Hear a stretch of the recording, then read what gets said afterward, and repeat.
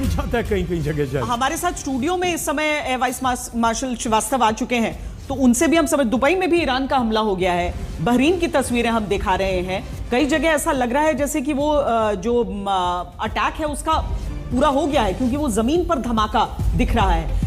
ये जो आप देख रहे हैं इस पैमाने पर, मतलब दुनिया में भविष्य का युद्ध ऐसा दिखेगा, कहा गया एक साथ 7-8 देश इन्वॉल्व हो जाएंगे, सोचा नहीं। श्वेता, ये तो बहुत पहले ही ईरान ने कह दिया था, इस तरह की उन्होंने चेतावनी भी दी थी, अगर हमारे ऊपर हमला होगा तो हम उन सब जगहों पे जाएंगे जहां पर अमेरिकन एसेट्स हैं। और अगर आप नोटिस करेंगे सारे कंट्रीज में अमेरिकन एसेट्स हैं। और सर, हम चाहेंगे कि ये विजुअल देखकर अगर आप दर्शकों को एक्सप्लेन कर पाएं, जो हम बता रहे हैं कि एयर डिफेंस अगर आपका मजबूत रहता है तो आप हवा में ध्वस्त करते हैं, अगर जमीन से आपको उठता धुआं दिख रहा है, इसका मतलब कि वो मिसाइल अपने टारगेट को, मुमकिन है जितनी मिसाइल, जिस तरह के मिसाइल्स ईरान के पास हैं, मैं आपको बता रहा हूं, मैं एयर डिफेंस में खुद रहा हूं। जी, इसीलिए मैं आपसे पेनिट्रेट करना और सबको रोकना इतना आसान नहीं है। और जब मल्टीपल मिसाइल्स का अटैक होगा तो उनमें से कोई न कोई चूक के जाएगी। और जहां तक इन शहरों का सवाल है, इन देशों का सवाल है, इनका एयर डिफेंस नेटवर्क इतना स्ट्रांग नहीं है, क्योंकि इनको हमेशा ये एक तरीके की इंश्योरेंस थी कि अगर अमेरिका हमारे पीछे है तो ईरान कभी अटैक नहीं करेगा। जो यूएस के बेसेस हैं उन पर एयर डिफेंस का, मतलब जो थार्ड की बैटरीज कहते हैं वो लगाते हैं। थार्ड की बैटरी में एक बहुत बड़ा गुण है, वो मैं आपको बताना चाहूंगा, वो आज तक कभी चैनल्स पर डिस्कस नहीं हुआ है। वो उनकी ऑल्टीट्यूड बहुत हाई है, 150 किलोमीटर्स ऊपर वो इंगेज करते हैं, और जो उनकी मिसाइल इंगेज करती है उसके अंदर कोई एक्सप्लोसिव मटेरियल नहीं होता है। वो they take advantage of incoming and outgoing meeting missile, जो उसका करीब 25 मैक होती है। तो अगर वो उसको एक गोल्डी लॉक जोन कहलाता है, जिसमें ये मिसाइल, जो बैलिस्टिक मिसाइल्स होती हैं, वो 10 सेकंड्स के लिए ट्रैवल करती हैं 20 to 70 किलोमीटर के बीच में। सर, हम इस पे आगे पूछेंगे। सऊदी अरब की राजधानी रियाद में भी ईरान का हमला हो गया है। सऊदी अरब की राजधानी रियाद में तो मिलिट्री बेस नहीं है यूएस का। रियाद में बेस नहीं, लेकिन रियाद में प्रेजेंस है। रियाद बहुत ही क्यूरियस है। अगर रियाद को टारगेट किया गया है, यानी सीधे सीधे स्टेट कैपिटल को टारगेट किया गया है, ये बहुत बड़ा है। लेकिन इसमें एक चीज समझ में नहीं आ रही श्वेता, और मुझे लगता है कि हमारे एक्सपर्ट्स हमारे साथ में हैं, इराक का नाम नहीं आ रहा है, जबकि पिछली बार जब कासिम सुलेमानी को टारगेट किया गया था तो इराक में अमेरिका का बेस है, अमेरिका की बड़ी मौजूदगी इराक में है। लेकिन कहीं ना कहीं ईरान ये संदेश देना चाहता है कि इराक में जो गवर्नमेंट है उसके साथ हमारे संबंध अच्छे हैं, हम इराक को टारगेट नहीं कर रहे हैं, जबकि पहले बयान भी सामने आया था। सबसे पहले इराक ने ही अपना एयरस्पेस बंद किया था। ईरान के बाद इराक ने कहा कि हम एयरस्पेस बंद कर रहे हैं, लेकिन वहां पर नहीं हुआ। लेकिन अभी शुरुआत हुई है। प्रणय, मैं साथ में ये कहूंगी कि अभी शुरुआत हुई है। अभी ईरान चारों दिशाओं में जहां बेसेस है वहां पर अटैक कर रहा है। श्वेता, इराक में ईरान की प्रॉक्सी मौजूद है वहां पे, जो वहां पे उनके जो लड़ाके हैं, जो विद्रोही हैं, लाइक हमस वाले जो हैं, हिजबुल्लाह वाले हैं, हुती वाले हैं, उसका एक एलिमेंट वहां पर इराक में जो सपोर्ट करता है ईरान को, वो मौजूद है, वो शिया एलिमेंट जो है। तो अभी वहां पर उन्होंने नहीं किया है, वो ये देने की कोशिश कर रहे हैं कि अगर आप हमारे खेमे में रहेंगे हम आप पर अटैक नहीं करेंगे। सर, लेकिन अब जो आप वो एक्सप्लेन कर रहे थे ना, वो मिसाइल वाला, वो तो मिसाइल थार्ड ऐसा है कि थार्ड ही रोक सकती है। थार्ड प्रोटेक्ट कर रहा है तो ये मिसाइल कहां गिर रही है? उस वक्त कमी क्या है? थार्ड प्रोटेक्ट कर लेगा अगर 1 या 2 मिसाइल्स आती हैं, लेकिन अगर ये मल्टीपल मिसाइल्स आती हैं तो थर्ड सिस्टम भी उसको रोक नहीं पाएगा। अब पैट्रियट सिस्टम तो हमने चेक कर लिया था, यूक्रेन में ही फेल किया गया था एरिया डिफेंस में। अच्छा, ईरान के ऊपर इजरायली जेट्स भी नजर आ रहे हैं, ये भी हम साथ में बताते आपको चले। ईरान के ऊपर, ईरान के आसमान में, और ये तस्वीरें आप देख रहे हैं, इजराइल के फाइटर जेट्स जो है वहां दिख रहे हैं। और न केवल मिसाइलों से बल्कि फाइटर जेट्स भी वहां पर पहुंच रही हैं। ईरान की सबसे बड़ी कमजोरी है उनका एयर डिफेंस, उनके पास नेग्लिजिबल है, लगभग है ही नहीं।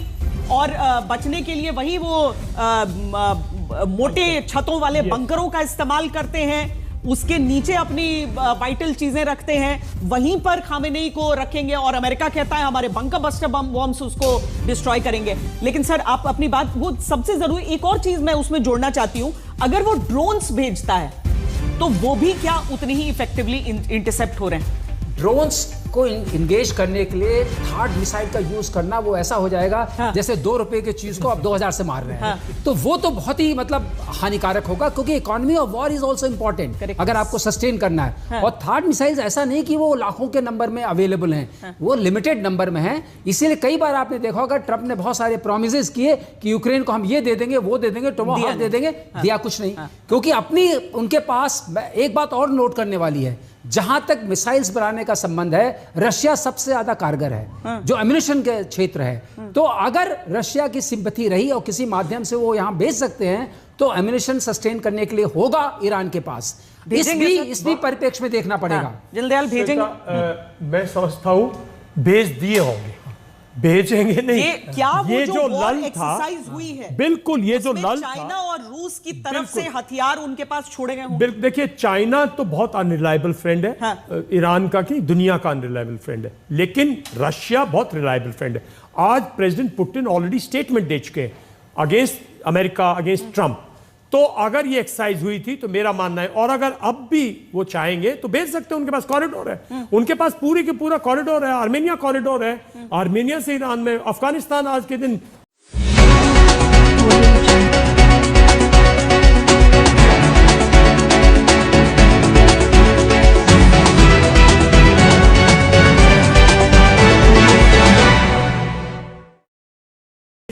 बहरीन, कतर, यूएई, सऊदी, इन तमाम देशों में अमेरिकी एयरबेस को अलर्ट कर दिया गया है। तो ये बहुत बड़ी खबर आपको बता रहे हैं, क्योंकि ईरान ने पहले ही कहा था कि हम अमेरिका के एयरबेस को निशाना बनाएंगे।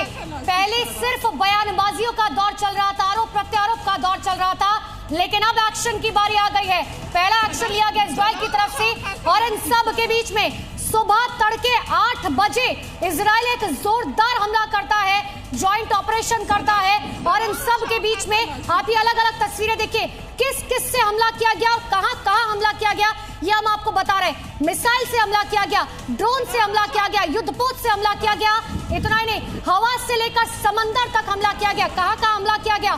खामेनेई के घर पर हमला किया गया, इतना ही नहीं, डिफेंस मिनिस्ट्री को निशाना बनाया गया, ड्रोन एयरबेस पर हमला किया गया, जहां पर परमाणु एयरबेस था वहां पर जो है उसे हमला बनाया गया, हमला वहां पर किया गया। लेकिन इन सब के बीच में आपको ये तस्वीरें दिखा रहे हैं, नुकसान की तस्वीरें। ठीक है, तस्वीरें आप देख रहे हैं किस तरह से एक बड़ा हमला किया गया, पूरी बिल्डिंग जो है वो धुएं के गुबार में दिख रही है। टीकू सर आप बता रहे थे मोटिव क्या है, कैसे रिजीम चेंज को लेकर भी डोनाल्ड ट्रंप ने एक बहुत बड़ी धमकी दी है? रेजिम चेंज तो उनका ओरिजिनल ऑब्जेक्टिव है, उसको तो ये हासिल करके ही रखेंगे।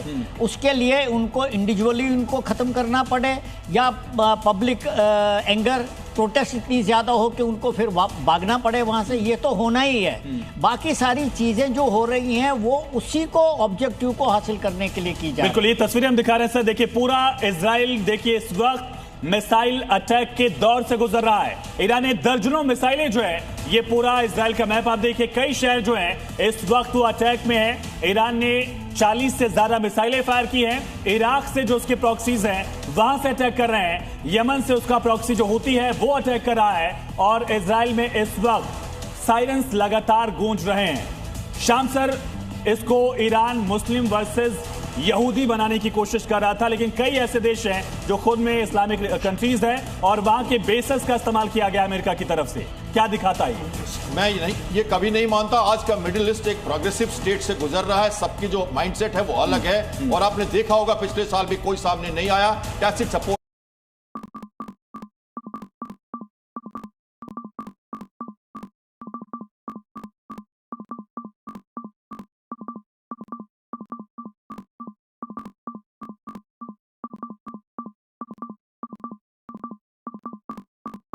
भले हो एच का एक्सिस भले हो, लेकिन कोई भी सामने इजराइल के अटैक के नहीं आया था।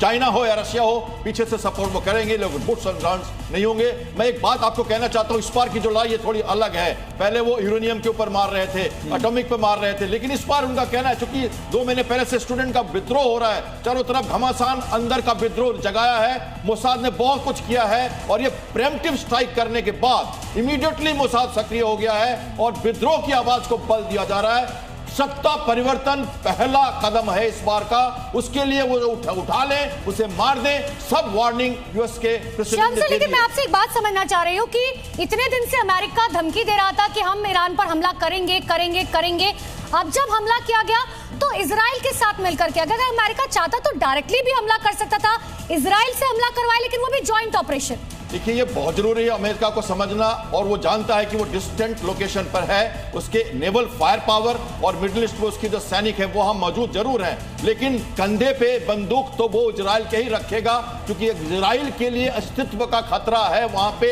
और आपको मानना पड़ेगा कि यूरोप के लिए और अमेरिका के लिए एक झरोखा है, एक विंडो है मिडिल ईस्ट का इजराइल से, जहां से वो झांकता है पूरे मिडिल ईस्ट पर। तो उसकी जो पकड़, एक्चुअली पकड़ जो अमेरिका की है वो इजराइल के थ्रू है, और वो इजराइल को वंस फॉर ऑल आगे करके और उसके अस्तित्व के खतरे को खत्म करना चाहता है। बहती गंगा में कई बार लोग कई तरह से हाथ धो रहे हैं। लेकिन सबसे बड़ी बात यह है कि मंडे को आखिरी दौर की बातचीत होनी थी, और इसी बीच एक और बड़ी खबर आपको बता दें, ईरान सेना के सुप्रीम कमांडर की मौत की जानकारी मिल रही है। हमले में आमिर हातमी मारे गए हैं। ईरान सेना के सुप्रीम कमांडर है जिनकी मौत हुई है। तो x defence minister Aamir Hatami के मारे जाने की बड़ी खबर।